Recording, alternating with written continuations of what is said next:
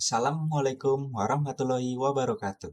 Perkenalkan, nama saya Aryo Putro Adi Baskoro Jati dengan NIM 2011500408. Di sini saya akan melakukan presentasi Seminar Nasional Mahasiswa Fakultas Teknologi Informasi atau SENAFTI dengan judul Penerapan Algoritma Naive Bayes pada Data Mining untuk Perbandingan Tingkat Akurasi Kemiskinan di Indonesia. Abstrak. Kemiskinan masih menjadi masalah besar di Indonesia. Penelitian ini menggunakan data mining untuk membandingkan tingkat akurasi kemiskinan di Indonesia menggunakan data dari Badan Pusat Statistik atau BPS dengan tujuan perbandingan tingkat akurasi data kemiskinan secara akurat dan efektif menggunakan algoritma Naive Bayes. Hasil penelitian menunjukkan bahwa performa algoritma dapat dipengaruhi oleh pembagian data, di mana semakin tinggi rasio data uji, semakin tinggi pula akurasi dan konsistensi hasil klasifikasi. Pada rasio pembagian data tertentu, algoritma Naive Bayes menunjukkan performa yang cukup baik, menunjukkan bahwa Naive Bayes adalah algoritma yang stabil dan dapat diandalkan untuk berbagai skenario pembagian dataset. Algoritma ini memiliki tingkat akurasi yang tinggi dan kemampuan yang baik dalam mengidentifikasi kasus kemiskinan. Kemiskinan tetap menjadi isu utama di Indonesia. Dalam penelitian ini, data mining digunakan untuk menganalisis tingkat akurasi prediksi kemiskinan menggunakan data dari BPS dengan memanfaatkan algoritma Naive Bayes. Tujuan penelitian ini adalah untuk menilai efektivitas dan keakuratan algoritma dalam mengklasifikasikan data kemiskinan. Kemiskinan pendahuluan. Kemiskinan di Kecamatan Warudoyo yang menjadi fokus penelitian ini. Penelitian bertujuan untuk mengklasifikasikan penduduk miskin di wilayah tersebut dengan menggunakan metode Naive Bayes klasifikasi. Hal ini dilakukan untuk memastikan bantuan pemerintah tepat sasaran dan dapat membantu mengurangi angka kemiskinan secara merata. Metode Naive Bayes dipilih karena memiliki beberapa keunggulan, seperti kecepatan, efisiensi ruang, dan kebutuhan data pelatihan yang minimal. Metode penelitian. Pada metode penelitian, terdapat data penelitian di mana sumber data yang digunakan dalam penelitian ini berasal dari data Badan Pusat Statistik berdasarkan garis kemiskinan menurut kabupaten atau kota yang digunakan selama periode 2023 hingga 2024 yang diinput oleh admin BPS itu sendiri. Dalam melakukan penelitian, penulis mengumpulkan data dengan tujuan yaitu untuk memperoleh informasi yang relevan terkait dengan topik yang dibahas, yaitu menggunakan website Badan Pusat Statistik untuk mendapatkan dataset tentang kemiskinan di Indonesia yang dikumpulkan dari Badan Pusat Statistik dan telah divalidasi oleh Ketua Program Studi Teknik Informatika.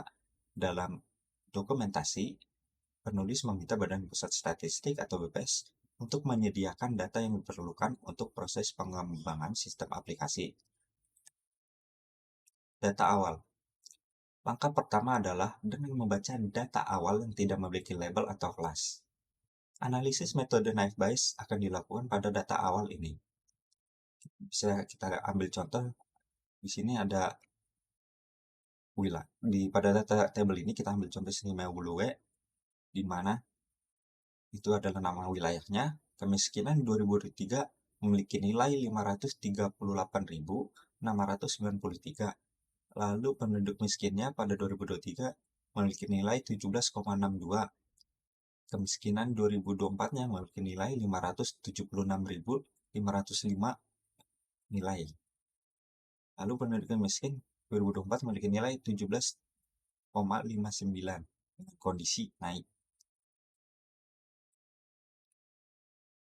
Data preprocessing.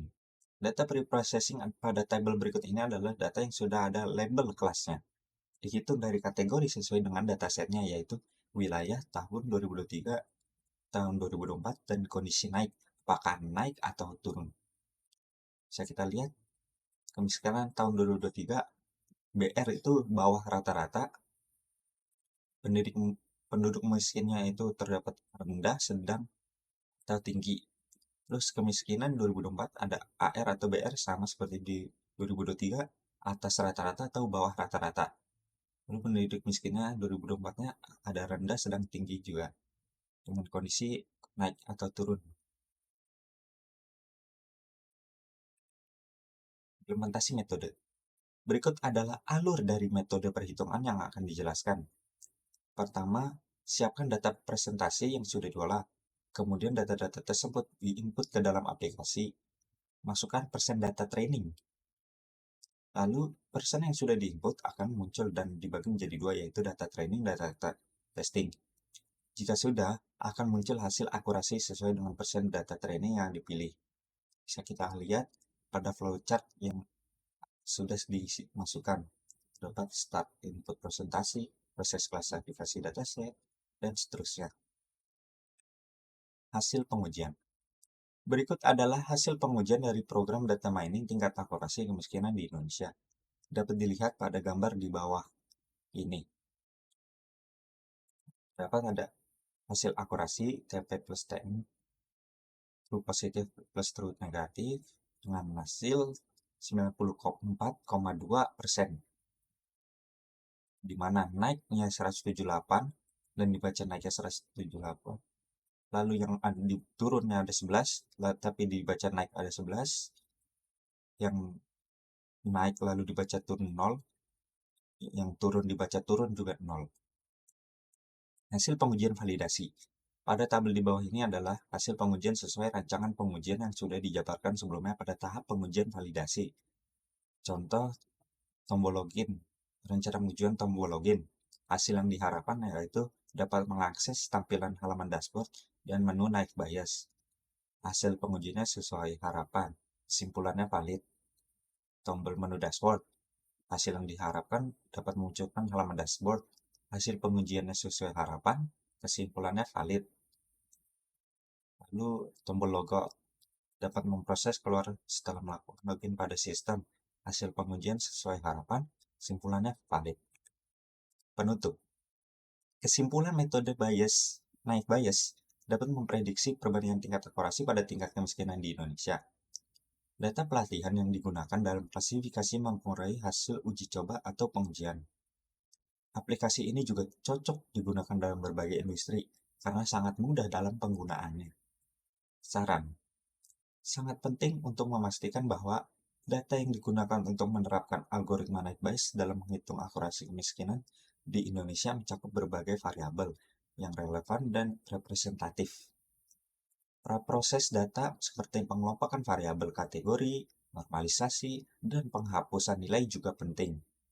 Akhirnya, evaluasi model harus dilakukan menggunakan metrik akurasi, presisi, recall, dan skor F1 untuk memberikan gambaran menyeluruh tentang kinerja model dalam menentukan tingkat kemiskinan yang lebih tepat. Sekian hasil presentasi senasib saya. Mohon dimaafkan apabila ada salah kata atau pengucapan. Sekian dari saya, terima kasih. Wassalamualaikum warahmatullahi wabarakatuh. Salam budi luhur.